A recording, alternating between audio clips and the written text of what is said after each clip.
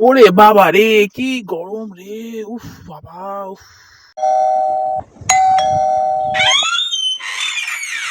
এত রাতে আবার কে এলো? ওরে বাবা রে! একটু দাঁড়িয়ে যান, একটা কথা বলবো। হ্যাঁ, কি কথা? আমি আপনার পাশে তেঁতুল গাছেই থাকি, আমাকে একটু থাকতে দিন না ভেতরে। বাইরের গরমে পুরো পাঁপড় হয়ে যাচ্ছি। না না না না না না না না, ভূত বলে কি পাত্তা দিচ্ছেন না? আরে না না, সেটা কোনো প্রবলেম না। তো খাটটাই আসলে আমার লাগে। আপনাকে কোথায় থাকতে দিই বলুন তো? না প্রবলেম নেই, আমাকে শুধু দাঁড়াতে দিলেই হবে। তাহলে আসুন। A few moments later.